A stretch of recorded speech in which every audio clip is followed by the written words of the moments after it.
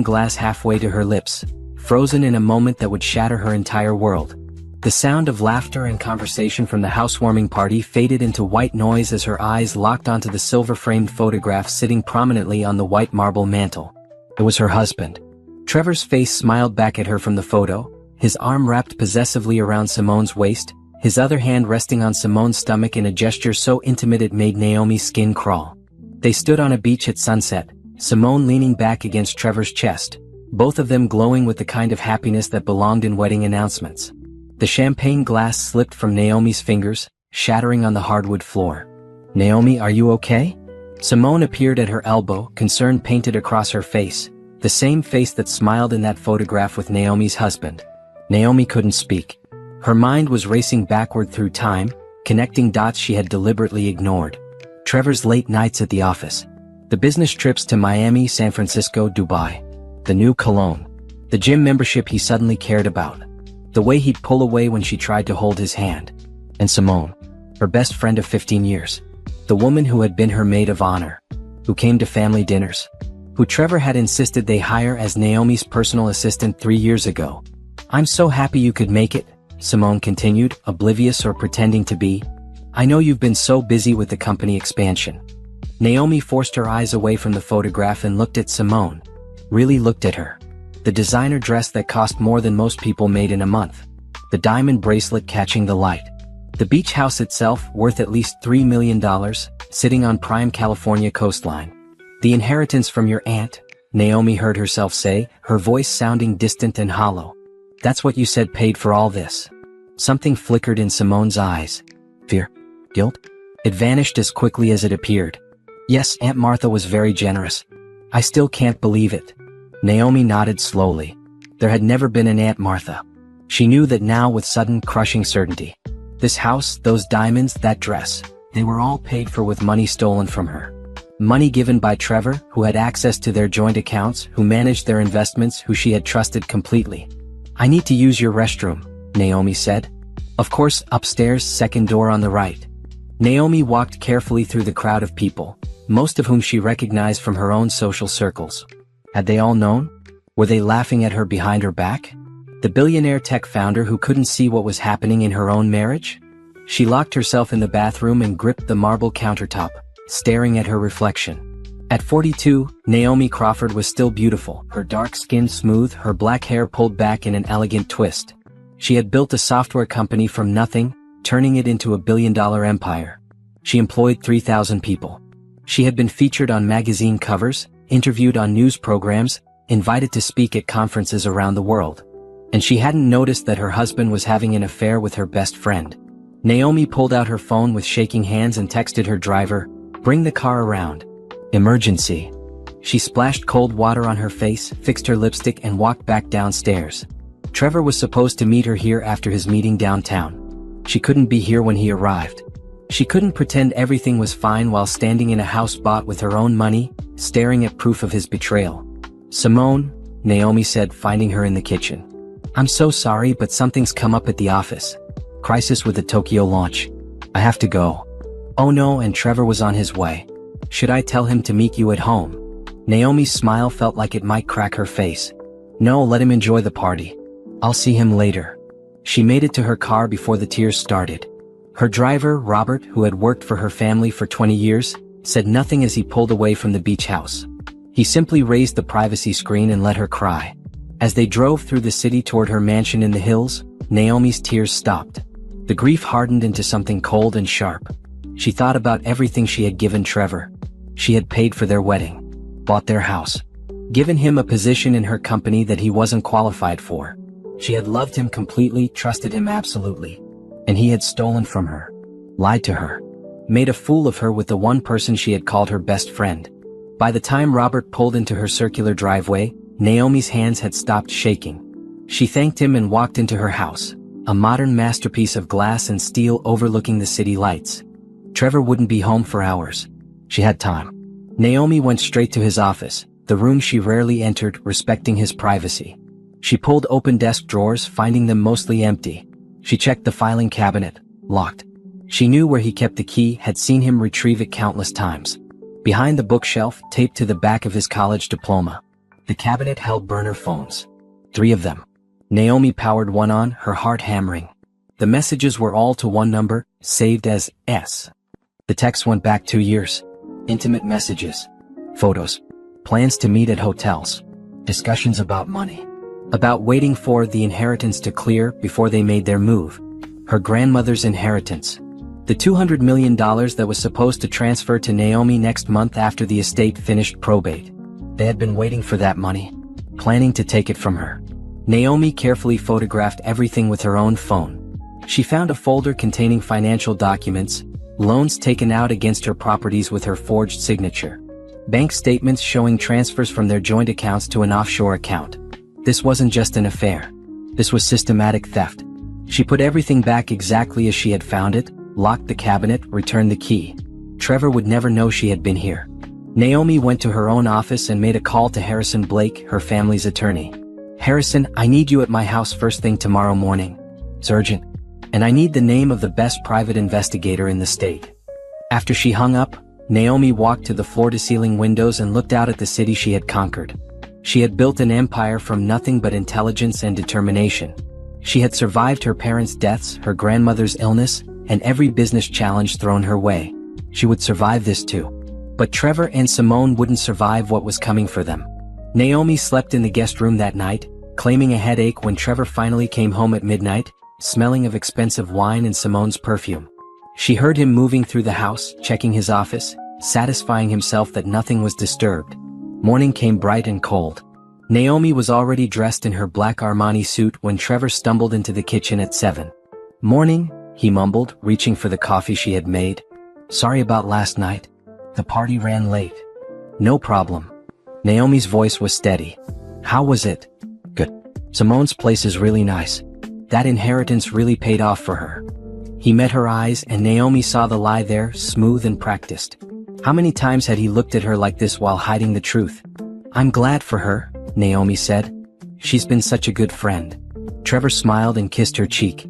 "That's what I love about you. You're always happy for other people's success." Naomi's skin crawled where his lips had touched her, but she kept her expression neutral.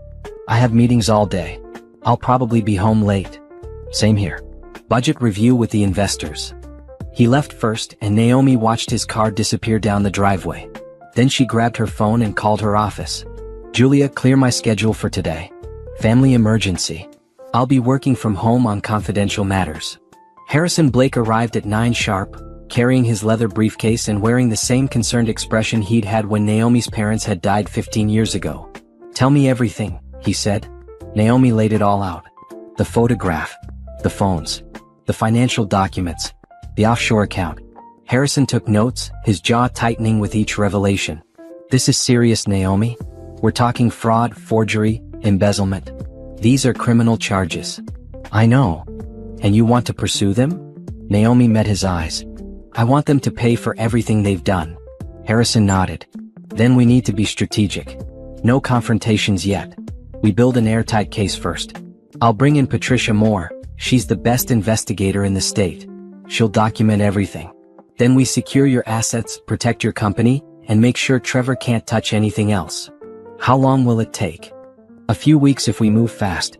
Can you pretend everything is normal until then?" Naomi thought about the photograph on Simone's mantle. The smiling faces of 2 people who had betrayed her in the worst possible way. "Yes, I can pretend." Patricia Moore arrived that afternoon, a sharp-eyed woman in her 50s who radiated competence. She set up surveillance equipment, accessed phone records, and hacked into the offshore account to trace the money trail. "This won't be hard," Patricia said. "They've been sloppy. Too confident. They think you're blind to what's happening." "I was," Naomi admitted, "for too long. You trusted people you loved. That's not a weakness." Patricia packed up her equipment. "I'll have preliminary findings in 48 hours." Naomi spent the rest of the day going through her company's accounts, looking for discrepancies. She found them, payments to vendor companies that didn't exist, approved by Trevor using his position as chief financial officer, a title she had given him because she trusted him. Each discovery was a fresh wound, but Naomi documented everything methodically. She was done being the victim. She was taking back control. Trevor came home at 6 with flowers and a bottle of expensive wine. "I thought we could have dinner together. Just us." We haven't had much time lately. Naomi wanted to throw the flowers in his face. Instead she smiled. That sounds perfect. They ate on the terrace, overlooking the city lights. Trevor talked about his day, his plans for the company, his ideas for their future. Every word was a lie wrapped in charm, and Naomi listened with a pleasant expression while her mind catalogued evidence and planned her revenge. Your grandmother's estate should clear probate next month, Trevor said casually, refilling her wine. Have you thought about what you want to do with the inheritance? Maybe expand the company into European markets. What do you think? Trevor's eyes gleamed. I think we should diversify. Real estate, maybe some venture capital investments. I could manage it for you, make sure it's properly invested. That's sweet of you to offer. Naomi raised her glass. To our future. To our future, Trevor echoed, clinking his glass against hers. The next morning Simone called. Hey, I wanted to apologize about the other night. You left so quickly. Just work stress, Naomi said lightly. The Tokyo launch is killing me. I know you're busy, but maybe we could have lunch this week? I feel like we haven't really talked in forever. I'd love that. How about Wednesday? After hanging up, Naomi forwarded the call recording to Patricia. Every interaction was evidence now. Every lie was another nail in their coffin. Patricia's preliminary report arrived by secure email that evening. Naomi read it 3 times, her anger growing with each pass. Trevor and Simone had been together for over 2 years. They had met regularly at a condo Trevor rented under a false name. Simone was 4 months pregnant with Trevor's child. That's what his hand had been resting on in the photograph. They had been siphoning money from Naomi's accounts for 18 months, building up the offshore fund. The beach house was purchased with Naomi's money, put in Simone's name. The report included phone recordings, thanks to the burner phones. Naomi listened to them with headphones, Trevor's voice intimate and loving with Simone in ways he had never been with her. Just a few more weeks, Trevor said in one recording. Once the inheritance clears, I'll ask for the divorce. She'll be so devastated she won't think clearly. We can get at least half of everything, maybe more if we play it right. What if she fights it? Simone asked. She won't. She's too nice. She'll want a clean break. And even if she does fight, we've already moved enough money offshore. We'll be set for life either way. Simone laughed. I can't believe this is really happening. Soon it'll just be us and the baby. I should have left her years ago. I only married her for the money anyway. She's boring in bed, boring at dinner, boring everywhere. You're the one I really love. Naomi turned off the recording. She sat in the dark in her office, breathing slowly. The man she had loved, the man she had shared a bed with for 7 years, had never loved her at all. She had been nothing but a bank account to him. She picked up her phone and texted Harrison, I have everything I need. Let's move forward. His response came immediately, come to my office tomorrow morning. We'll start asset protection protocols. Naomi deleted the messages and walked to her bedroom. Trevor was already asleep, sprawled across the king-sized bed. She looked at him for a long moment, memorizing this before everything changed. Tomorrow she would start dismantling his life the way he had tried to dismantle hers. But she would be smarter, more thorough, more ruthless. She would make sure he lost everything. Patricia Moore sat across from Naomi in Harrison Blake's conference room, spreading photographs and documents across the polished mahogany table like evidence at a crime scene. Harrison took notes on his laptop, his expression growing grimmer with each revelation. The pregnancy is confirmed, Patricia said, sliding a medical record across the table. Simone is 17 weeks along. She's been seeing an obstetrician in Beverly Hills, paying cash for all appointments. But I got the records. Naomi stared at the ultrasound image. Baby. Trevor's baby with another woman. She felt nothing, not sadness, not jealousy, just cold determination. What else? Patricia pulled up a spreadsheet on her tablet. The embezzlement is more extensive than we initially thought. Over the past 18 months, Trevor has stolen approximately $12 million from your accounts. He's been careful, taking amounts small enough that they wouldn't trigger automatic alerts, routing them through fake vendor companies that Simone helped him set up using her access to your systems. 12 million, Naomi repeated softly. The fake vendor companies were brilliant, Patricia admitted. They looked legitimate, proper business registrations, tax IDs, professional websites. But they're all shells. The money goes in, gets transferred to the offshore account, then disappears into investments and purchases. The beach house, luxury cars registered under false names, jewelry, clothes. They've been living like celebrities on your money. Harrison looked up from his notes. The forged signatures are the most serious criminal element. Trevor signed your name on loan applications against your properties. If you hadn't discovered this, those loans would have defaulted, putting your real estate holdings at risk. How did he learn to forge my signature so well? Naomi asked. Practice, Patricia said grimly. I found a notebook in his office with pages of your signature. He's been planning this for a long time. Probably since before you married him. Naomi stood and walked to the floor-to-ceiling windows overlooking downtown Los Angeles. 7 years ago, she had met Trevor at a charity gala. He had been charming, attentive, interested in her work. He'd pursued her relentlessly, and she had been flattered. After years of building her company, of putting work before everything, it had felt good to be wanted. He targeted me, she said. Yes, Harrison confirmed. I did some digging into his background. Trevor's first marriage ended badly. His ex-wife claimed he was after her family's money. She was a lawyer's daughter, nowhere near your wealth level, but comfortable. When she cut him off financially, he divorced her. 2 years later, he met you. And I made it so easy for him. Naomi turned back to face them. I paid for everything. I gave him a job he wasn't qualified for. I trusted him with my accounts, my company, my life. You loved him, Harrison said gently. That's not a crime. What he did is. Patricia pulled out another folder. Simone's role is equally calculated. She befriended you in college, stayed close for years, but her financial situation was always precarious. Credit card debt, student loans, a series of failed relationships. When you offered her the assistant position, she saw an opportunity. The affair with Trevor started within months of her being hired. They coordinated it, Naomi said. Yes. Trevor would tell Simone when you'd be traveling, when you'd be working late. She had access to your calendar, your emails, your personal information. She helped him identify which accounts to target, which signatures to forge. She's not just the mistress, she's a co-conspirator. Naomi returned to her seat, her mind working through possibilities and consequences. What's our next step? Harrison opened a leather portfolio. First, we protect your assets. I've prepared documents to move all marital property into an irrevocable trust with you as the sole beneficiary. We'll claim it's for estate planning purposes related to your grandmother's inheritance. Trevor will have to sign, but he will, thinking he'll get half of everything in the divorce. What happens when he learns the truth? By then it'll be too late. The trust documents include a clause that automatically transfers all assets to you if either party is convicted of a crime related to fraud or theft. His own criminal activity will void any claim to your property. Patricia leaned forward. Meanwhile, I'll continue surveillance. I have cameras at the condo where they meet, GPS trackers on both their cars, access to their phone records and emails. Everything they do, every lie they tell, I'm documenting it. I need all of this to be airtight, Naomi said. When I move, I want them to have no defense, no escape route, no possibility of mercy. They won't, Harrison assured her. I'm also bringing in a forensic accountant to trace every dollar. When we're done, we'll have a complete picture of their fraud. The district attorney is already interested. I have a contact there who handles high-profile financial crimes. Criminal charges? Absolutely. Fraud, embezzlement, forgery, these are serious felonies.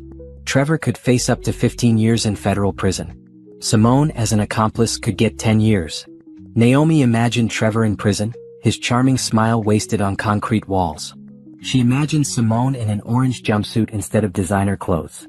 The images gave her satisfaction. There's one more thing, Patricia said hesitantly. Trevor has been in contact with your grandmother's estate attorney. He's been asking about the timeline for the inheritance, trying to understand exactly when the money will be available. He's also been researching divorce law, looking for information about how inheritances are treated in California. He's planning his exit strategy. Yes. I'd estimate he'll file for divorce within a month of the money clearing. He'll have some excuse ready, falling out of love, growing apart, needing space. Something that sounds noble but gets him access to your assets.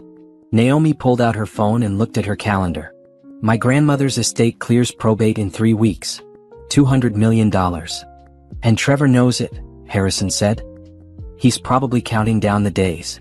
Then we have 3 weeks to make sure he never sees a penny of it. Naomi stood. Harrison, prepare the trust documents. Patricia, I want daily updates on their activities. I want to know everywhere they go, everyone they talk to, every lie they tell. What about you? Patricia asked.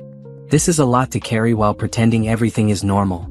I've been running $1 billion company since I was 27, Naomi said. I can handle pressure. Over the next 2 weeks, Naomi perfected the art of deception. She smiled at Trevor over breakfast. She attended social events with him, her hand in his, her expression loving. She had lunch with Simone, listening to stories about the beach house, pretending to believe the lies about the mythical Aunt Martha. All the while, evidence accumulated. Patricia's surveillance revealed hotel meetings, expensive gifts bought with stolen money, text messages discussing their plans. The forensic accountant traced every fraudulent transaction, building an irrefutable case. Harrison presented the trust documents to Trevor one evening after dinner. Naomi's grandmother's estate is about to clear probate. For tax purposes and asset protection, we recommend putting everything into an irrevocable trust. It's standard for estates of this size. Trevor read through the pages, his eyes gleaming. He thought he was signing documents that would give him access to $200 million. He had no idea he was signing away any claim to Naomi's money forever. Of course, Trevor said smoothly. Whatever's best for our financial future. He signed with a flourish, not bothering to read the fine print that would destroy him. Naomi watched from the doorway, her face expressionless. After Harrison left, Trevor pulled Naomi into his arms. We're going to have an amazing life with that inheritance. We can travel, buy a yacht, maybe get a place in Europe. Sounds wonderful, Naomi murmured against his chest, feeling his heart beat steady and confident. He had no idea his heart was about to be ripped from his chest. 3 weeks later, Naomi's grandmother's inheritance cleared. $200 million, completely protected in a trust that Trevor could never touch. Naomi stood in her office looking at her bank balance and smiled for the first time in weeks. The money was safe. Her assets were protected. And she had enough evidence to bury both Trevor and Simone for the rest of their lives. It was time to make them pay. Harrison Blake's office smelled like leather and old books, the kind of place where important decisions were made and lives were changed. Naomi sat in the chair across from his desk, Patricia more beside her. Both women focused on the strategy that would bring Trevor and Simone to justice. The inheritance cleared yesterday, Harrison confirmed, tapping his computer screen. $200 million completely secure in the trust. Trevor can't touch a cent of it. He doesn't know that yet, Naomi said. Last night he talked about buying a villa in Italy. He showed me real estate listings. Patricia snorted. He's already spending money he thinks he's about to get. Which is perfect for us, Harrison said. His overconfidence will be his downfall. Now, here's what we have so far. He pulled up a presentation on the large screen behind his desk. $12.3 million in confirmed theft. 17 separate instances of forgery. 2 fake companies created to funnel money. 1 beach house purchased with stolen funds. And 1 very pregnant accomplice. Naomi looked at the evidence displayed on the screen. Bank records, forged signatures, email chains, photographs. Each item represented a piece of her life that Trevor and Simone had tried to steal. The district attorney is ready to move forward, Harrison continued. But we need to coordinate everything carefully.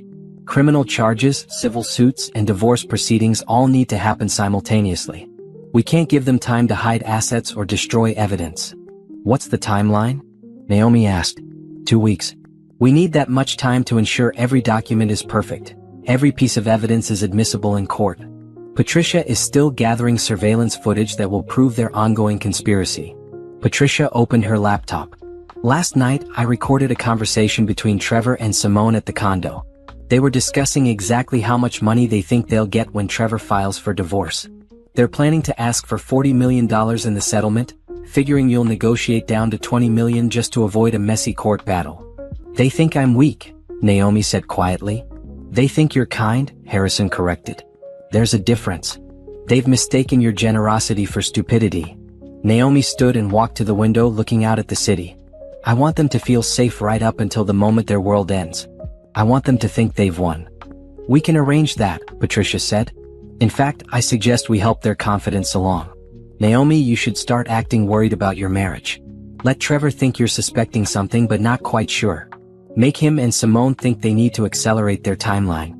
Harrison nodded. If they panic and make their move sooner, they'll be even sloppier. More evidence for us. What do you need me to do? Naomi asked. Patricia pulled out a script. Start asking Trevor about his late nights. Question some expenses. Act hurt and confused. If he thinks you're getting suspicious, he'll try to cover his tracks, which will generate more evidence. And he'll probably increase contact with Simone, which means more surveillance footage for us.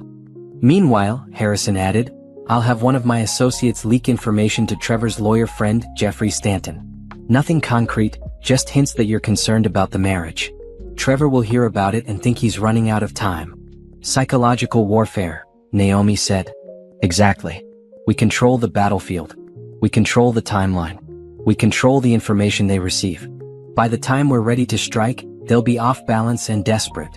Over the next week, Naomi became a master actress. She asked Trevor about his schedule with just enough suspicion to make him nervous. She questioned a credit card charge at a hotel restaurant. She suggested they see a marriage counselor. Trevor responded exactly as Patricia predicted. He became more attentive, more loving, more desperate to keep Naomi unaware. He brought home flowers. He planned romantic dinners. He talked constantly about their future together. And all the while he was texting Simone in panic. Patricia's surveillance captured everything. We need to move up the timeline, Trevor wrote.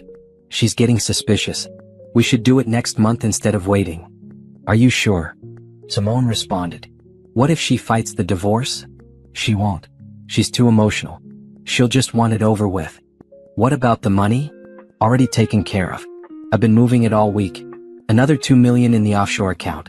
Even if she freezes the other accounts, we have enough to live on forever. Naomi read the transcripts in Harrison's office, her jaw tight. He stole another $2 million this week? He's panicking, Patricia said. Making mistakes. We've tracked every transaction. It's all evidence. Harrison pulled up a new document. And here's the best part. Trevor just signed a lease on a penthouse condo in Miami. 3 bedrooms, ocean view. He used the offshore account to pay the first year's rent in full. Miami, Naomi repeated. He's planning to run. Once he gets what he thinks is his share of the divorce settlement, he'll disappear with Simone. Start a new life in Florida with the baby. Naomi felt something cold settle in her chest. Trevor had planned to take her money, abandon their marriage, and vanish like she had never mattered at all. I want them arrested before they have a chance to run, Naomi said. They will be, Harrison assured her. The district attorney has already prepared the warrants. Federal agents will execute them the moment we're ready. Patricia closed her laptop. There's one more element we should consider. A public element.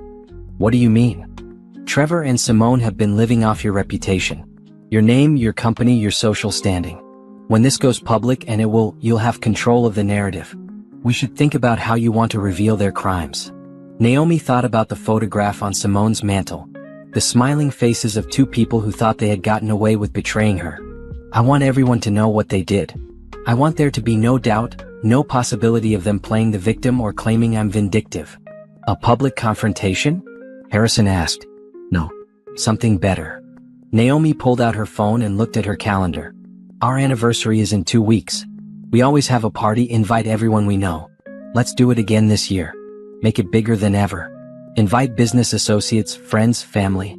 Make it a celebration. Patricia smiled slowly. And then dropped the bomb in front of everyone. Exactly. Let them see the evidence. Let them hear the truth.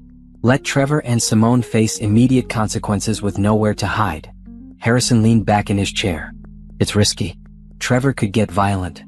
No weapons allowed at the party, Naomi said. Plenty of security. And I'll have already filed for divorce and press charges. The police can be there to arrest them on sight. You want to destroy them publicly, Harrison said. I want justice publicly, Naomi corrected. They stole from me publicly, lied to me publicly, humiliated me publicly. They just didn't know I would find out. Now everyone will know what they are. Patricia nodded approvingly. I like it. It sends a message. The message is simple, Naomi said. You can't steal from me and get away with it. You can't betray me and face no consequences. Actions have results, and theirs are coming. Harrison began typing notes. All right. Anniversary party in 2 weeks. I'll coordinate with the district attorney. Patricia, you'll have surveillance at the party? Already planning it. Audio, video, everything documented. And Naomi, Harrison looked at her seriously. Are you prepared for how this will feel? Watching their faces when they realize they've lost everything? Naomi thought about the burner phones, the forged signatures, the $12 million stolen from her. She thought about Trevor's voice on the recordings, calling her boring, admitting he'd only married her for money. She thought about Simone's laughter, her fake friendship, her betrayal. "I'm prepared," Naomi said. They made their choices. Now they'll live with the consequences. The plan was set. 2 weeks until the anniversary party. 2 weeks until Trevor and Simone's perfect scheme would collapse around them. 2 weeks until Naomi took back everything they had tried to steal. She left Harrison's office feeling lighter than she had in months. The weight of betrayal still hurt, but the certainty of coming justice made it bearable. Trevor was waiting at home when she arrived, champagne chilling, music playing, looking every inch the devoted husband. "I thought we could celebrate," he said, pouring her a glass. 7 years together. And many more to come. Naomi accepted the glass and smiled. "To many more years," she agreed. In 14 days Trevor would be in handcuffs. But tonight he still thought he'd won. Naomi's grandmother had been a formidable woman, building a real estate empire from a single rental property after World War II. She had taught Naomi everything about business, about strength, about never letting anyone diminish her power. When she passed away 6 months ago at 96, Naomi had grieved deeply. Now, standing in the estate attorney's office as the final paperwork was processed, Naomi felt her grandmother's presence like a shield around her. "Everything is in order," the estate attorney, Mr. Chen, said. He was an elderly man who had worked with Naomi's grandmother for 40 years. "The full estate, $200 million in assets, properties, and investments, transfers to you today, Mrs. Crawford." Trevor sat beside Naomi, his hand on her knee, his expression appropriately solemn. Her grandmother was an amazing woman. This is a bittersweet moment. Mr. Chen looked at Trevor with an expression Naomi couldn't quite read. Had her grandmother sensed something wrong about Trevor? Had she seen through his charm? "Your grandmother left specific instructions," Mr. Chen said, sliding a sealed envelope across the desk to Naomi. "She wanted you to read this in private, after the estate had been settled." Naomi took the envelope, feeling the weight of her grandmother's final words. "Thank you. There's also a trust provision she insisted on," Mr. Chen continued. "Any spouse of yours must sign a post-nuptial agreement confirming that the inheritance is your separate property, not marital property. It's a standard protection for large estates." Trevor's hand tightened on Naomi's knee. "Of course. I would never claim Naomi's inheritance. That's her family money." Mr. Chen produced another document. "Then please sign here, Mr. Crawford." Trevor signed without hesitation, believing he was just going through a formality. He had no idea that Harrison had already moved all marital assets into the protected trust. And this document was one more nail in his coffin, legally confirming he had no claim to any of Naomi's money. After the meeting, Trevor suggested lunch at their favorite restaurant. "We should celebrate. $200 million, Naomi. Do you realize what this means for us?" "Tell me what you think it means," Naomi said, curious to hear his fantasy. "Freedom. We can expand the company globally. Buy properties anywhere we want. Travel for months at a time. Maybe even think about retiring early, spending our time enjoying life instead of working all the time." Naomi listened to him spin dreams with her money, his voice animated and excited. Every word was a lie. He didn't plan to share any of this with her. He planned to take it all and disappear with Simone. "That sounds wonderful," she said softly. At home that evening, Naomi finally opened her grandmother's letter. She sat in her private office, the one room in the house that was entirely hers, and unfolded the handwritten pages. "My dearest Naomi," the letter began in her grandmother's precise script. "If you are reading this, I am gone and you have inherited everything I built. I trust you to use it wisely as you have always been wise beyond your years. But I must tell you something that troubles my spirit. I do not trust your husband. I know you love him and I have kept my peace because you are an adult who makes her own choices. But I have watched Trevor over the years, and I see a man who loves money more than he loves you. I pray I am wrong. I pray that my old woman's suspicions are just that, suspicions. But if I am right, if Trevor ever proves to be the fortune hunter I fear he is, I want you to know that you have the strength to survive his betrayal. You have my strength, your mother's strength, generations of strong women behind you. Do not let anyone steal what you have built. Do not let kindness be mistaken for weakness. And remember that the best revenge is not anger but success.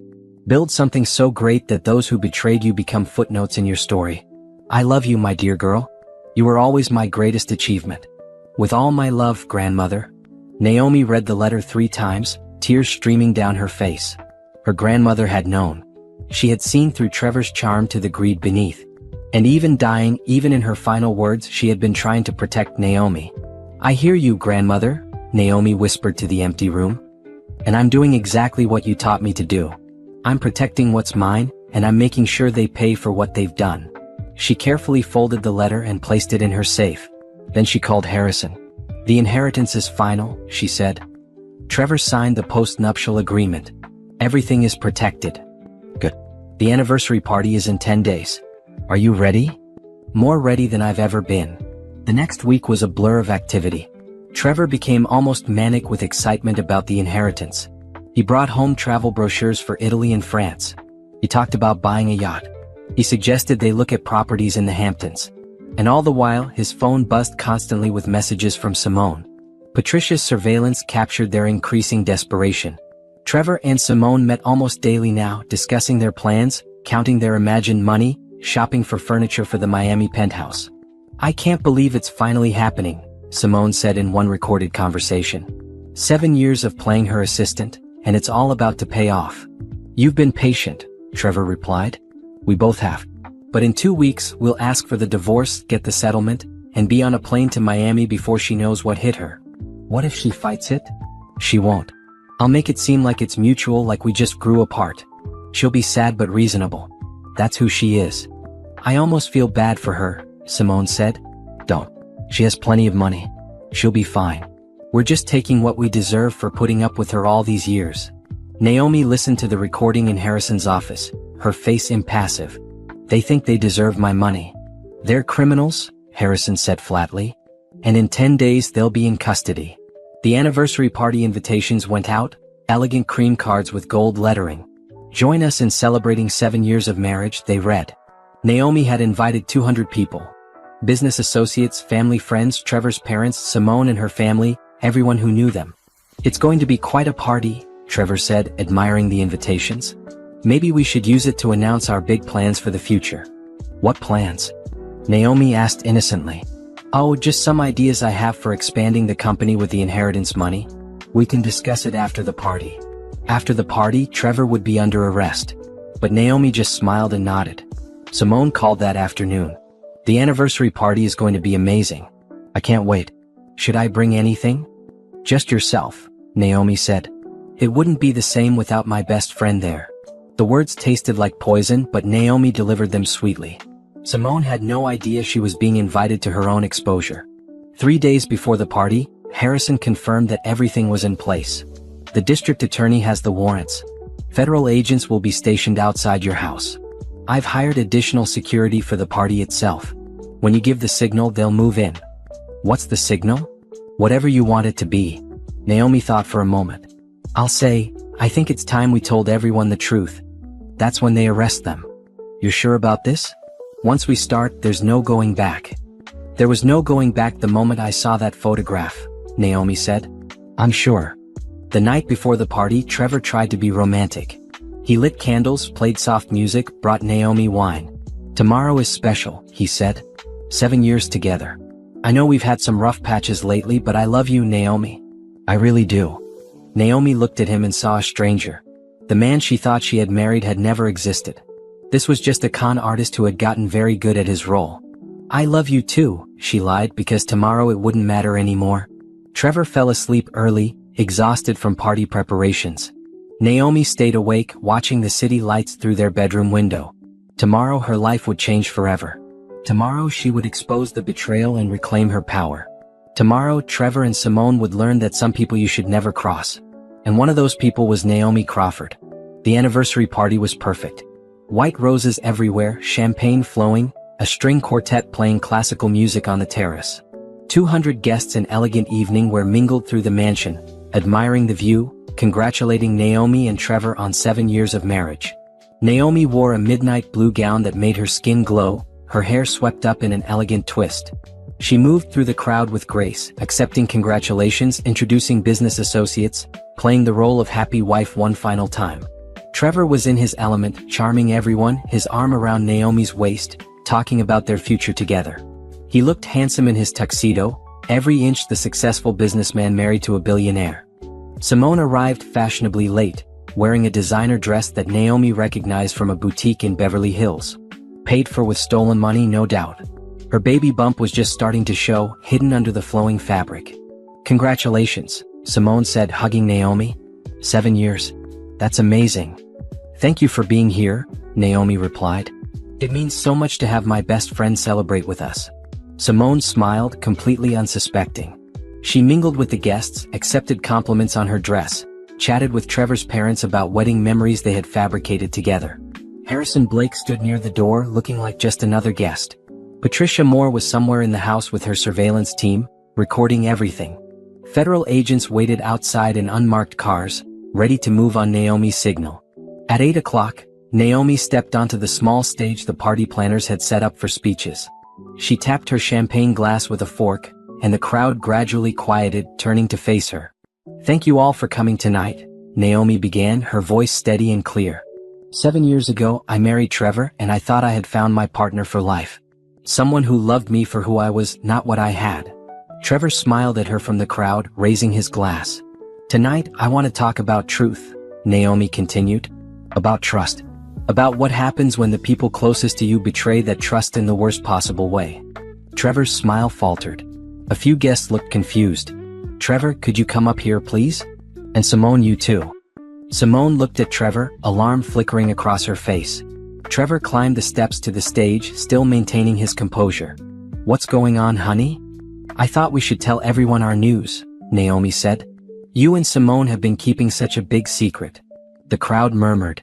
Trevor's face went pale. Naomi, what are you talking about? Naomi turned to the large screen that had been set up for a slideshow of wedding photos.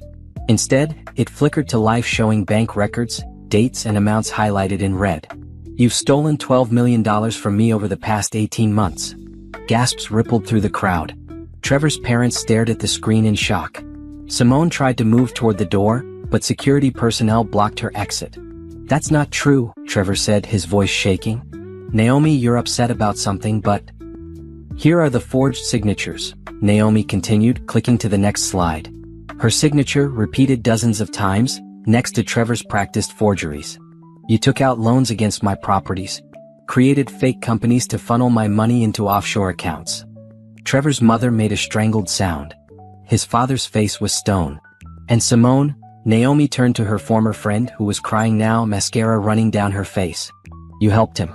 You used your position as my assistant to give Trevor access to my accounts. You created the fake vendor companies. You participated in defrauding me of millions of dollars. I didn't know, Simone sobbed. Trevor said it was legal, he said. Don't, Naomi's voice cut like ice. I have recordings of every conversation you had with Trevor.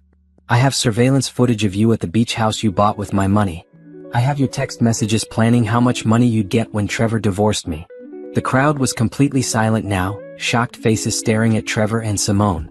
You're also pregnant with my husband's child, Naomi continued. 4 months along. Congratulations. Simone's mother let out a cry. Her father looked ready to murder someone. Trevor tried one last play. Naomi, I can explain all of this. It's not what it looks like. It's exactly what it looks like, Naomi interrupted. You married me for my money. You never loved me. You said I was boring, that you only stayed for the inheritance. You planned to divorce me as soon as my grandmother's money cleared, taking half of everything and running to Miami with Simone. She clicked to another slide showing the Miami penthouse lease. Trevor's face crumbled. I think it's time we told everyone the truth, Naomi said, giving the signal. Immediately, doors opened and federal agents entered the house, badges displayed. The party guests parted like the Red Sea as agents moved toward the stage. Trevor Crawford, Simone Williams, you're under arrest for fraud, embezzlement and forgery, the lead agent announced. You have the right to remain silent. Trevor's parents watched in horror as their son was handcuffed. Simone was sobbing hysterically as female agents placed restraints on her wrists. The baby bump was clearly visible now under her dress as she was led away. The crowd erupted in shocked whispers. Cameras flashed. Reporters who Naomi had specifically invited to witness justice being served. Harrison appeared at Naomi's side as Trevor and Simone were escorted through the mansion. Trevor looked back once, his face a mask of disbelief and rage. Simone just cried. It's done, Harrison said quietly. Yes, Naomi agreed, watching them disappear through the front door. It's done. Trevor's mother climbed onto the stage, tears streaming down her face. Naomi, I'm so sorry. We had no idea. If there's anything we can do. There isn't, Naomi said not unkindly. Trevor made his choices. Now he'll face the consequences. The party cleared out quickly after that, guests uncomfortable with the dramatic turn of events. Within an hour, the mansion was empty except for staff cleaning up and Harrison organizing final documentation. Naomi stood on her terrace looking out at the city lights. Her phone was buzzing constantly, reporters, friends, business associates all wanting statements, explanations, gossip. She turned her phone off. It was over. The performance was done. The masks had been removed. Trevor and Simone were in federal custody, facing years in prison. Naomi felt lighter than she had in months. The weight of betrayal had been replaced with the satisfaction of justice served. Are you all right? Harrison asked, joining her on the terrace. I'm better than all right, Naomi said. For the first time since I saw that photograph, I feel like myself again. The story will be everywhere tomorrow. Good. Let everyone know what they did. Let everyone see that there are consequences for betrayal. Harrison nodded. The district attorney is pleased. With all the evidence we provided, this will be an easy prosecution. Trevor and Simone will both serve significant prison time. How long? Trevor could get 15 years. Simone probably 10. They'll also have to pay restitution, though they don't have the money. Your $12 million is gone, spent on properties and luxuries that will be seized. I don't care about the money, Naomi said. I care about justice. You got it. Naomi turned to face him. Thank you, Harrison, for everything. You and Patricia were incredible. You did the hard part, Harrison said. You kept your composure while your world fell apart. You gathered evidence while living with people who betrayed you. You planned perfect revenge while pretending everything was fine. That takes remarkable strength. My grandmother taught me to be strong. She'd be proud of you. After Harrison left, Naomi walked through her mansion, seeing it with new eyes. Trevor's presence had been erased tonight. His clothes would be donated, his office cleared, his name removed from every account and document. This was her house now, her life, her future. And it was going to be magnificent. The morning after the anniversary party, Naomi's exposure of Trevor and Simone was headline news across every platform. Tech billionaire exposes husband's elaborate fraud scheme at anniversary party. Naomi Crawford's dramatic revenge. How a betrayed wife took down her husband and best friend. Caught on camera, the moment Trevor Crawford learned his scheme had failed. Naomi sat in her office, reading the articles while drinking coffee. The story had everything the media loved. Wealth, betrayal, revenge, a dramatic public confrontation. Photos from the party showed Trevor's shocked face, Simone's tears, the federal agents leading them away in handcuffs. Her phone rang constantly. She ignored most calls but answered when Patricia's name appeared. Morning, Patricia said cheerfully. How does it feel to be the most talked about woman in America? Exhausting, Naomi admitted, but satisfying. Trevor and Simone spent the night in federal custody. Their bail hearing is this afternoon. The prosecutor is asking for high bail given the flight risk. Trevor had that lease in Miami, remember? Will they get bail? Probably. Trevor's parents are wealthy enough to post it. But they'll be monitored closely. Ankle bracelets, travel restrictions, the works. Naomi's other line beeped. I have another call coming in. Check the news in about an hour, Patricia said. There's going to be an interesting development. After hanging up, Naomi answered the new call. It was Trevor's mother, Catherine. Naomi, please don't hang up, Catherine said quickly, her voice thick with tears. I need to speak with you. I'm listening. I had no idea. You have to believe me. We never suspected Trevor was capable of something like this. He's our son, but what he did to you is unforgivable. Naomi said nothing, letting Catherine fill the silence. His father and I are going to post bail for him, but only so we can talk to him, try to understand what he was thinking. We're not supporting what he did. We just need to see our son. That's your choice to make, Naomi said neutrally. Is there anything we can do? Any way to make this right? No, Catherine. Trevor made his choices. Now he'll face the consequences. I'm sorry you're caught in the middle of this, but I can't help your son. I understand. Catherine's voice broke. I'm so sorry, Naomi. You deserved so much better than what Trevor gave you. After the call ended, Naomi felt a small pang of sympathy for Trevor's parents. They were decent people who had raised a son who became a criminal. But her sympathy had limits. Her business phone rang, her executive assistant, Julia. Naomi, I have about 50 interview requests from major news networks. How do you want me to handle them? Draft a statement. Keep it simple. I'm grateful that justice is being served. I'm focused on my company and moving forward with my life. No interviews. Got it? Also, your entire leadership team wants to meet with you. They're concerned about company image and investor confidence. Schedule it for this afternoon. And Julia? Thank you for keeping everything running while I dealt with this. Of course. For what it's worth, everyone here is on your side. What Trevor did was horrible. Naomi ended the call and pulled up her company's stock price. It had actually risen 3% since news of the arrests broke. Investors apparently appreciated a CEO who didn't tolerate fraud, even from family members. An hour later, Patricia's interesting development hit the news. Simone's parents had released a statement disowning their daughter and supporting Naomi. We raised Simone to be honest and loyal. We are devastated to learn that she betrayed someone who trusted her and participated in criminal activities. We support the prosecution fully and hope that Naomi Crawford can find peace after this terrible betrayal. The statement was harsh but effective. Simone had no family support now. She was alone, pregnant, and facing a decade in prison. Naomi felt nothing. No satisfaction, no sympathy, just cold detachment. Trevor's bail was set at $5 million. His parents posted it within hours. Simone's bail was set at $2 million, but no one came forward to post it. She remained in custody. That evening, Harrison called with an update. Trevor tried to call you 14 times today. His lawyer wants to negotiate. Negotiate what? He wants you to drop the criminal charges. He's offering to plead guilty to the civil fraud case and pay restitution. His lawyer claims he's willing to give you everything. He has nothing to give me. Everything he stole is gone or will be seized. And I'm not dropping criminal charges. That's what I told them. Trevor's lawyer also mentioned that Trevor is having a breakdown, claiming he really did love you, that the affair was a mistake, that he wants to make things right. Naomi laughed bitterly. Now he loves me? When he's facing prison? Classic manipulation tactic. Don't fall for it. I won't. Anything else? Yes. Simone wants to talk to you. She sent a letter through her public defender. Absolutely not. I figured. I'll inform her lawyer that you have no interest in contact. Over the next 2 weeks, the attempts at reconciliation intensified. Trevor's parents came to Naomi's office building, begging for a meeting. She had security escort them out. Trevor sent letters, which she returned unopened.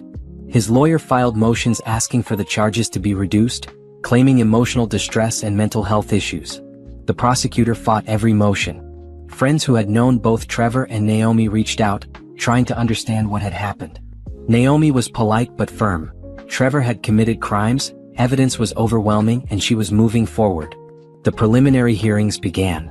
Trevor appeared in court looking disheveled and broken, a far cry from the charming man who had stood beside her at parties. His lawyer argued that Trevor was a first-time offender who deserved leniency. The prosecutor presented the evidence. Millions stolen, signatures forged, a pattern of calculated fraud spanning years. The judge was unmoved by Trevor's tears. Simone, still in custody because no one posted her bail, looked even worse. Pregnancy had made her detention more difficult, and she had none of Trevor's resources for a good lawyer. Her public defender tried to argue that she had been manipulated by Trevor, that she was a victim too. The prosecutor played recordings of Simone laughing about fooling Naomi, planning how to spend the stolen money, mocking her former best friend behind her back. This is not a victim, the prosecutor stated. This is a willing participant in a scheme to defraud Miss Crawford of millions of dollars. The judge agreed. Both Trevor and Simone would face trial. Naomi attended every hearing, sitting in the gallery with Harrison beside her. She wanted Trevor and Simone to see her there, strong and unbroken. She wanted them to understand that their actions had consequences and that she wouldn't be intimidated or manipulated into mercy. After one hearing, Trevor caught her in the courthouse hallway. Security moved to intervene, but Naomi held up a hand. Please, Trevor said, his voice desperate. Just talk to me for 1 minute. You have nothing to say that I want to hear. I'm sorry. I know that's not enough, but I am. I made terrible choices. I hurt you in ways I can't even comprehend. But I'm still your husband. Doesn't that mean anything? Naomi looked at him coldly. You were never my husband. You were a con artist who played a role. The man I thought I married doesn't exist. I can change. I can be better. Please, Naomi, I'm begging you. Save your begging for the judge. Naomi said. "You're going to need it." She walked away, leaving Trevor standing in the hallway with his lawyer, his face crumbling. That night, Naomi stood in her home office, looking at the framed photograph of her grandmother that sat on her desk. "I'm doing what you taught me, grandmother. I'm protecting what's mine. I'm showing strength, not weakness." The foundation she had mentioned at the sentencing, a non-profit to help women escape financially abusive situations, was already in development. Naomi had committed $10 million of her own money to fund it. Some people asked why she'd spend money on a foundation after losing $12 million to fraud. Naomi's answer was simple: because no one should be trapped by someone they trusted. Because women need resources to fight back. Because justice isn't just about punishment, it's about prevention. The story continued to generate headlines. Naomi Crawford, the billionaire who had exposed her husband's fraud in the most dramatic way possible, became a symbol of strength and justice. Other women came forward with their own stories of financial abuse, inspired by Naomi's refusal to accept betrayal quietly. But at night, alone in her mansion with Trevor's presence finally erased, Naomi sometimes felt the weight of loneliness. She had been strong, had done everything right, had achieved perfect revenge. But she had still lost 7 years of her life to a lie. The trial was coming. Trevor and Simone would face justice. But Naomi's journey wasn't over yet. She was still healing, still rebuilding, still learning to trust herself again. And that would take more than revenge could provide. 6 months after the anniversary party that ended her marriage, Naomi sat in federal court watching Trevor and Simone's trial begin. The courtroom was packed with reporters, legal observers, and curious members of the public who had followed the case through the media. Trevor's high-powered defense attorney, a man named Robert Klein who specialized in white-collar crimes, stood to give his opening statement. "Ladies and gentlemen of the jury, you're going to hear a lot about money over the next few weeks. Large sums, complex transactions, offshore accounts. But what this case is really about is a marriage that fell apart, a business relationship that became confused, and mistakes. Yes, mistakes, made by two people who never intended to hurt anyone." Naomi kept her face neutral, but inside she felt disgust. Mistakes. As if stealing millions of dollars and forging signatures were accidental. The prosecutor, Assistant District Attorney Maria Santos, stood next. She was a sharp woman in her 50s with a reputation for dismantling white-collar criminals. "The defense will try to tell you this was all a misunderstanding. Don't believe it. What you're going to see over the course of this trial is a deliberate, calculated scheme to defraud Naomi Crawford of her wealth. You'll see forged signatures, 17 of them. You'll see fake companies created specifically to steal money. You'll hear recordings of the defendants laughing about fooling Ms. Crawford, planning their future with her money. This wasn't a mistake. This was a crime." The first week of trial focused on the financial evidence. Forensic accountants took the stand, walking the jury through the complex web of fake vendors, offshore accounts, and fraudulent transfers. The jury listened intently as experts explained how Trevor had systematically stolen $12 million over 18 months. Trevor's lawyer tried to claim the transactions were legitimate business expenses, but the prosecutor demolished that argument by showing that the vendor companies didn't actually exist. The jury saw business registration documents for companies with no employees, no offices, no history of work. Just bank accounts where money disappeared. Mr. Crawford created an elaborate fiction, the forensic accountant testified. Each of these companies appeared legitimate on paper, but they were shells. The money went in and immediately transferred to offshore accounts in the Cayman Islands that Mr. Crawford controlled.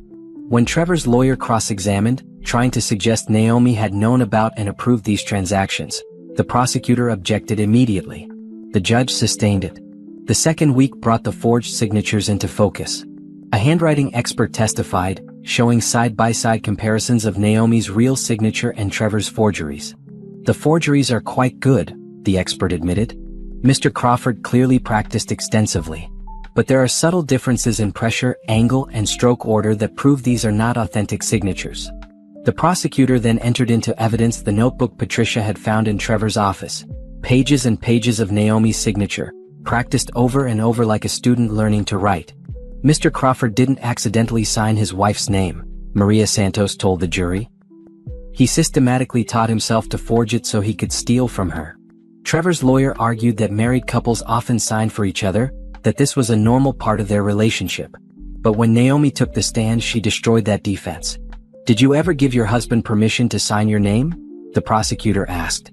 "Never," Naomi stated clearly, looking directly at the jury. "I specifically told Trevor that all documents related to my business and personal finances needed my personal signature. He knew that. We discussed it multiple times. Did you know Mr. Crawford was taking out loans against your properties? I had no idea until I found the documents after seeing evidence of his affair." Trevor's lawyer stood for cross-examination, his expression sympathetic. "Miss Crawford, isn't it true that your marriage had been struggling for some time?" "No. I thought our marriage was fine until I discovered the truth. You were very busy with your company, weren't you? Working long hours, traveling frequently?" "I worked hard, yes. That doesn't give my husband permission to steal from me." "Did you neglect your marriage?" "Objection," the prosecutor called. "Relevance." "Sustained," the judge said, giving Trevor's lawyer a warning look. "Mr. Klein, the victim's behavior doesn't excuse fraud." Simone's public defender tried a different strategy, painting her client as a victim of Trevor's manipulation. But the prosecutor had recordings that destroyed that narrative. The jury heard Simone's voice laughing about the beach house, planning shopping trips with stolen money, mocking Naomi behind her back, discussing how much money they would get after the divorce. "Does that sound like someone being manipulated?" Maria Santos asked. "Or does that sound like a willing participant enjoying the benefits of fraud?" When Simone took the stand, she tried to claim she hadn't known the money was stolen, that Trevor had told her it was legitimate marital assets he was moving for tax purposes. "Did you question why marital assets were being moved to offshore accounts?" the prosecutor asked. "I trusted Trevor." "Did you question why you were helping to create fake vendor companies?" Trevor said it was for business purposes. "Did you question why you were using your position as Miss Crawford's assistant to access confidential financial information?" Simone's eyes filled with tears. "I thought I was helping Trevor manage their finances." The prosecutor played a recording. Simone's voice, clear and excited. "I can't believe we're actually pulling this off. Naomi has no idea. She trusts me completely." Simone's face crumpled. The jury looked disgusted. Trevor's testimony was even worse for the defense.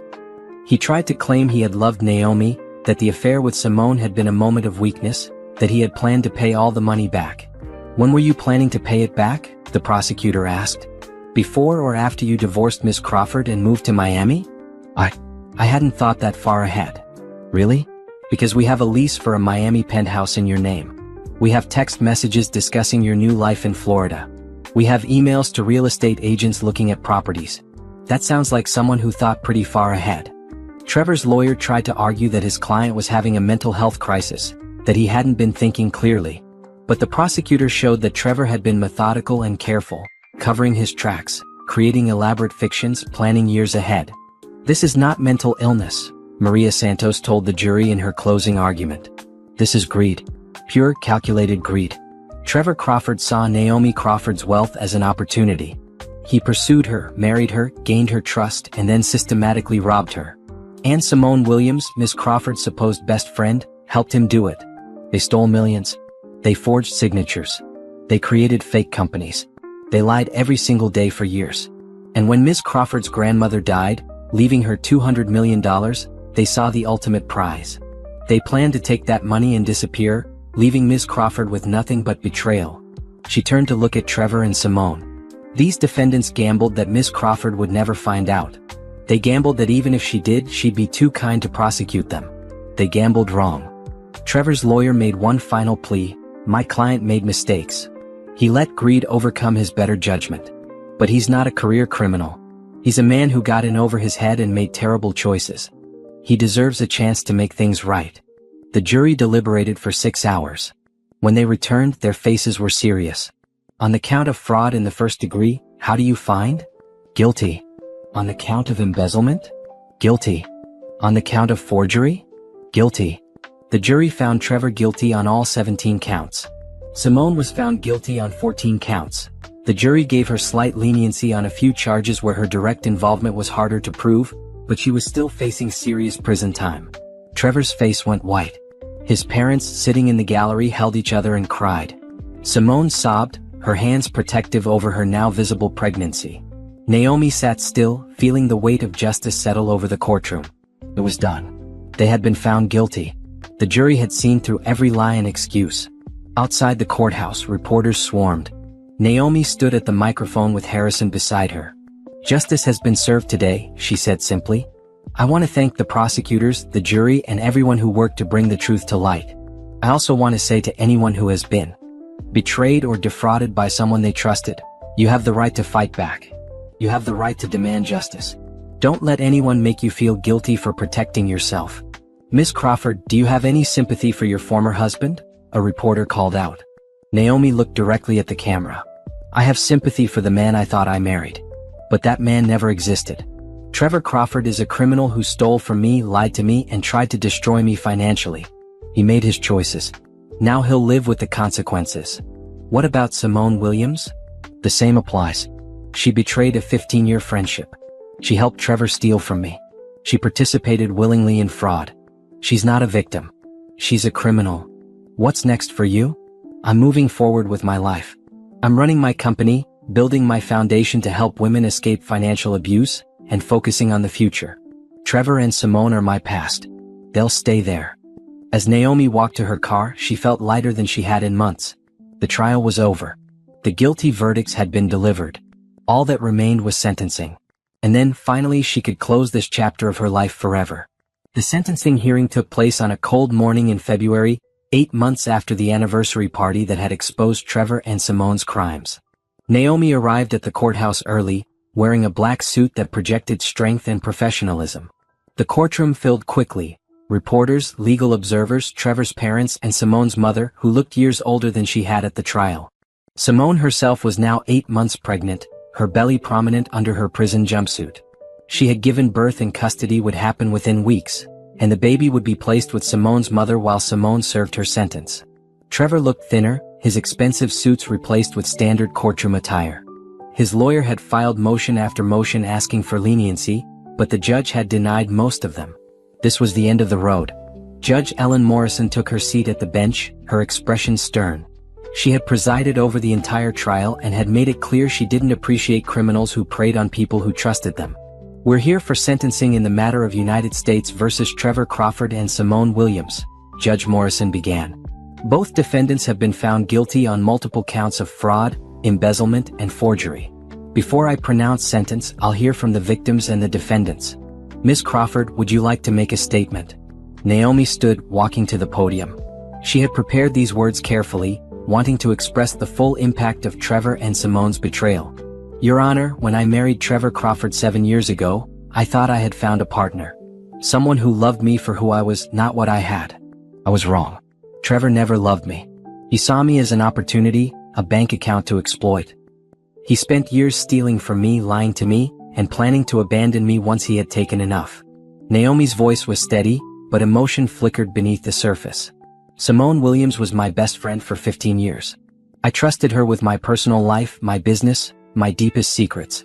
She betrayed that trust in the worst possible way. She helped Trevor steal from me. She slept with my husband. She laughed about fooling me." She looked at Trevor and Simone, both of whom had tears running down their faces. The financial theft was terrible. $12 million stolen through fraud and forgery. But the emotional betrayal was worse. They made me doubt myself, question my judgment, wonder if I had been blind or stupid. They stole my ability to trust. I've spent the past year rebuilding my life and my sense of self. I started a foundation to help other women who've been financially abused. I've strengthened my company. I've learned to trust again, carefully and selectively. But the scars Trevor and Simone left will always be there. Your Honor, I ask that you sentence these defendants to the full extent of the law. Not because I'm vindictive, but because they need to understand that there are real consequences for fraud and betrayal. Other potential criminals need to see that you can't steal millions of dollars, forge signatures, and destroy someone's trust without facing justice. Naomi returned to her seat. Harrison squeezed her hand briefly in support. Judge Morrison nodded. "Mr. Crawford, do you wish to make a statement?" Trevor stood shakily, his lawyer beside him. "Your Honor, I want to apologize to Naomi. I know that words can't undo what I did, but I am truly sorry. I made terrible choices driven by greed and selfishness. I betrayed someone who trusted me, who gave me everything I could have wanted in life. I deserve whatever punishment you give me." His voice broke. "I've had a lot of time to think about what I did and why I did it. I told myself I deserved that money because I was married to Naomi, because I helped her company in some way, because I had earned it. But the truth is I was just a thief. A coward who stole from someone who loved me, I know Naomi will never forgive me. I don't deserve her forgiveness. But I hope that someday I can do something to make up for even a fraction of the harm I caused. I'm willing to work for the rest of my life to pay back what I stole. I know it's not enough, but it's all I can offer. Judge Morrison's expression didn't soften. Ms. Williams? Simone struggled to stand, her pregnancy making movement difficult. Your Honor, I'm so ashamed of what I did. Naomi was my best friend. She gave me a job when I needed one, trusted me with important responsibilities. And I betrayed her in the worst way possible. She wiped tears from her face. I got caught up in Trevor's plans. I let greed and selfishness override my morals and my loyalty. I participated in stealing from someone who had only ever been good to me. I destroyed a 15-year friendship for money. I helped Trevor betray his wife. I'm about to have a baby, Simone continued, her hands on her belly. A baby who will grow up knowing his mother is a convicted criminal. That breaks my heart. But it's the consequence of my choices. I accept responsibility for what I did. I'm so sorry, Naomi. I'm so sorry to everyone I hurt. Judge Morrison waited a moment, then began to speak. I've presided over many fraud cases in my career. I've seen defendants show remorse, promise change, beg for mercy. Some of that remorse is genuine. Some is just fear of consequences. She looked at Trevor and Simone. What makes this case particularly egregious is the level of personal betrayal involved. Mr. Crawford, you didn't just steal from a stranger or a business associate. You stole from your wife, someone who loved you, trusted you, built a life with you. You forged her signature 17 times. You created an elaborate scheme to drain her accounts. And you planned to abandon her once you got what you wanted. Ms. Williams, you betrayed a 15-year friendship.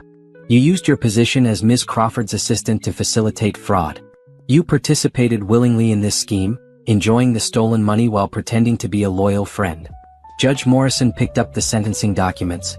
The federal sentencing guidelines suggest a range of 8 to 12 years for Mr. Crawford and 6 to 10 years for Ms. Williams. The prosecution has asked for maximum sentences. The defense has asked for leniency. The courtroom held its collective breath. Mr. Trevor Crawford, you are hereby sentenced to 8 years in federal prison, followed by 5 years of supervised release. You are ordered to pay restitution of $12 million to Ms. Crawford, though I understand most of that money has been spent and cannot be recovered. You are permanently barred from serving as an officer or director of any publicly traded company. Trevor's knees buckled. His lawyer held him up. Ms. Simone Williams, you are hereby sentenced to 5 years in federal prison, followed by 3 years of supervised release. You are ordered to pay restitution jointly with Mr. Crawford. Given your pregnancy, you will remain in a medical facility until after you give birth, then be transferred to federal prison. Simone sobbed audibly. Her mother cried in the gallery. I want to be clear, Judge Morrison continued. These sentences reflect the seriousness of your crimes and the calculated nature of your fraud. You didn't make a mistake or have a momentary lapse in judgment. You planned and executed a scheme to steal millions of dollars over the course of years. The fact that you targeted someone who trusted you makes it worse, not better. She looked at Trevor and Simone directly.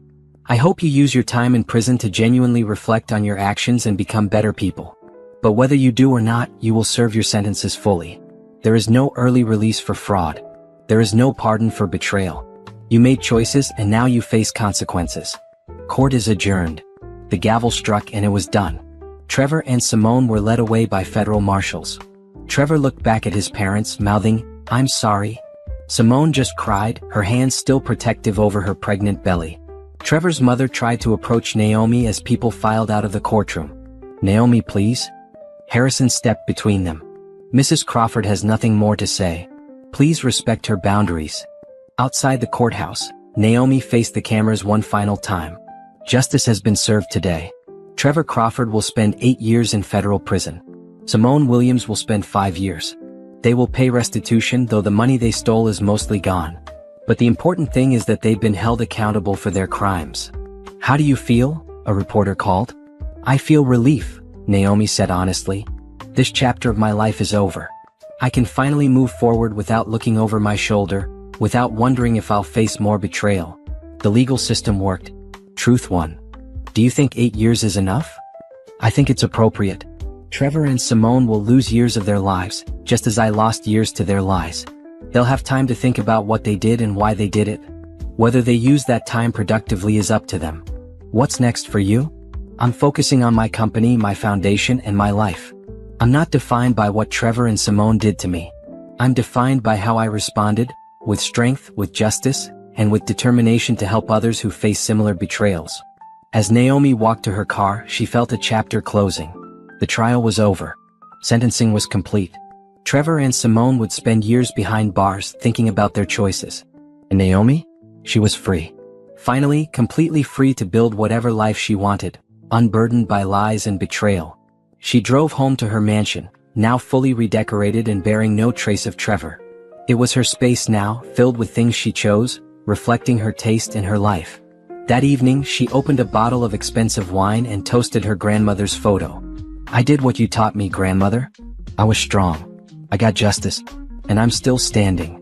The next day, Naomi would return to work. She would continue building her company and growing her foundation. She would live her life with purpose and strength. But tonight, she simply sat on her terrace, looking at the city lights, feeling the satisfaction of justice served and the promise of a future built on truth instead of lies. She had won. And that victory was sweet. 2 years after the sentencing, Naomi Crawford stood in the new headquarters of the Crawford Foundation for Financial Justice, cutting the ribbon on a building that represented hope for countless women escaping financial abuse. The foundation had grown beyond her wildest expectations. With a permanent endowment of $50 million and a staff of 32 people, they had helped over 800 women escape financially abusive situations, providing legal support, financial counseling, emergency funds, and long-term planning. This building represents more than just office space, Naomi told the assembled crowd of donors, staff, and media. It represents sanctuary. It represents justice. It represents the truth that no one should be trapped by someone they trusted. The crowd applauded. Among them were several women the foundation had helped. Women who had escaped situations similar to Naomi's and rebuilt their lives with the foundation's support. After the ceremony, Naomi met with her foundation director, Angela Martinez, a former family law attorney who had dedicated her career to helping abuse victims. The waiting list is at 200 now, Angela reported. We're helping as many as we can, but the need is enormous. Then we'll expand, Naomi said. I'll commit another 20 million. Open regional offices in 3 more cities this year. Angela smiled. You've built something amazing here, Naomi. You took your worst experience and turned it into hope for others. That's all we can do with pain, Naomi said. Transform it into something meaningful. Naomi's company had also flourished. Crawford Technologies had doubled in value over the past 2 years, expanding into European and Asian markets. The publicity from the trial, while difficult personally, had actually strengthened the company's reputation. Investors appreciated a CEO who demanded integrity and didn't tolerate fraud even from family. But the most significant change in Naomi's life had nothing to do with business or foundations. That evening, Naomi attended a charity gala for the Children's Hospital. She had been invited to speak about the foundation's work and had accepted, though she generally kept a lower public profile now. As she stood at the bar waiting for sparkling water, a man beside her spoke. You're Naomi Crawford. She turned, ready to deliver her polite but distant response she used with strangers. But something about this man's smile made her pause. He looked genuinely friendly, not calculating or impressed by her wealth. I am, she confirmed. I'm James Peterson. I'm a surgeon here at Children's Hospital. I wanted to thank you for your work with the foundation. We had a patient last year. Mother was in an abusive situation, couldn't leave because her husband controlled all the money. Your foundation helped her escape and get back on her feet. Changed both her life and her daughter's life. That's what we're here for, Naomi said, warming to him. How's your patient doing now? Thriving. Mother got a good job, daughter's getting treatment she needs. Happy ending. They talked for 20 minutes, and Naomi found herself genuinely enjoying the conversation. James wasn't interested in her wealth or her company. He told funny stories about medical school, talked about his work with underserved communities, and made her laugh. Really laugh, for the first time in years. I should let you get back to the event, James said eventually. But I wanted to say that what you did, exposing fraud, demanding justice, building something positive from betrayal, that took real courage. A lot of people would have just quietly divorced and moved on. You made sure there were consequences and then helped others. That's admirable. Thank you, Naomi said, surprised by how much his words meant to her. Would you maybe want to have coffee sometime? James asked. I promise not to talk about work the entire time. Naomi hesitated. She hadn't dated anyone since Trevor. The idea of trusting someone new, letting someone into her life, was terrifying. But James had kind eyes, and she couldn't live in fear forever. "I'd like that," she said. They exchanged numbers, and Naomi felt something she hadn't felt in years: hope. Not desperate hope or naive hope, but the steady, cautious hope of someone who had been hurt but refused to let that hurt define her forever. Over the next 6 months, Naomi and James dated slowly. Coffee turned into dinners, which turned into museum visits and walks through the city. James was patient with her caution, never pushing for more than she was ready to give. He introduced her to his friends, his family, his world as a surgeon who genuinely cared about helping people. And slowly, carefully, Naomi learned to trust again. "You're nothing like Trevor," she told James one evening as they sat on her terrace overlooking the city. "I hope not," James said with a smile. "That guy was a criminal. You're kind. You're genuine. You don't care about my money or my company. You just care about me." "Of course I do. You're brilliant, funny, strong. Why wouldn't I care about you?" Naomi leaned her head on his shoulder. "I didn't think I'd feel this way again. After everything that happened, I thought maybe I was broken somehow. That I'd never be able to trust anyone." "You're not broken," James said firmly. "You were betrayed by people who didn't deserve you. That's not your fault. And you came through it stronger than ever." "Some days I still get angry," Naomi admitted. "I think about everything Trevor and Simone took from me: 7 years, $12 million, my ability to trust easily. I think about them in prison and I don't feel sorry for them at all." "You don't have to feel sorry for them. They made their choices. Is it wrong that I'm glad they're suffering consequences? It's human. They hurt you terribly. Justice doesn't always have to be accompanied by forgiveness or sympathy. Sometimes justice is just justice." Naomi appreciated that James didn't try to make her feel bad for her anger or push her toward forgiveness she didn't feel. He accepted her exactly as she was, scarred, cautious, but still capable of building something new. A year after they started dating, James proposed during a quiet dinner at Naomi's house. No grand gestures, no public displays, just a heartfelt question from a man who loved her. "I know marriage is complicated for you after everything that happened," James said. "And I know trusting someone with that level of commitment is scary. But I love you, Naomi. I want to build a life with you. Not because of your money or your company or your success. Because you make me laugh, you challenge me to be better, and I can't imagine my future without you in it." Naomi looked at the simple, elegant ring he offered. Nothing ostentatious, just a symbol of his commitment. She thought about Trevor, about the lies and betrayal. She thought about how James had spent a year proving his trustworthiness through actions, not words. "Yes," she said. "Yes, I'll marry you." They married quietly 6 months later in a small ceremony with close friends and family. No grand party, no huge guest list, just people who genuinely cared about them celebrating a real partnership built on trust and respect. As Naomi stood next to James, promising to share her life with him, she felt no fear. This was different. James was different. And she was different too, stronger, wiser, more certain of her worth. After the ceremony, as they walked through the garden of the small venue they'd chosen, James asked, "Any regrets?" "None," Naomi said honestly. "I'm exactly where I'm supposed to be." She had built a billion-dollar company. She had survived betrayal and fought for justice. She had created a foundation that helped hundreds of women escape financial abuse. She had learned to trust again, carefully and selectively. And now she stood at the beginning of a new chapter, one written on her own terms with a partner who saw her as an equal, not an opportunity. Trevor was 4 years into his 8-year sentence, probably regretting every choice that led him there. Simone had given birth to a son she saw only during supervised prison visits, her 5-year sentence a constant reminder of her betrayal. Naomi rarely thought about them anymore. They were the past, and she had learned that you couldn't build a future while constantly looking backward. That night, standing on her terrace with James beside her, Naomi looked out at the city lights and felt genuine happiness. Not the desperate, clinging happiness of someone afraid it will disappear, but the steady, confident happiness of someone who knows her worth and has built a life that reflects her values. "What are you thinking about?"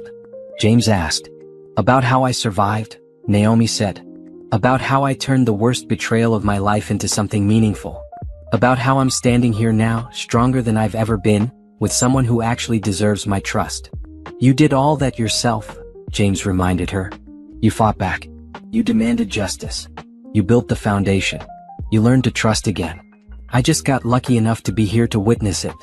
Naomi smiled. We're both lucky."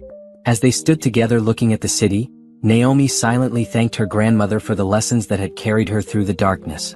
She thanked herself for being strong enough to fight back, smart enough to get justice, and brave enough to trust again. The story of Trevor and Simone's betrayal had become just that, a story. A chapter in her life that was over, closed, finished. It had shaped her, taught her, strengthened her. But it didn't define her. Naomi Crawford was defined by what she built, not by what others tried to take from her. She was defined by her strength in the face of betrayal, her commitment to justice, her determination to help others, and her courage to love again. That was her legacy.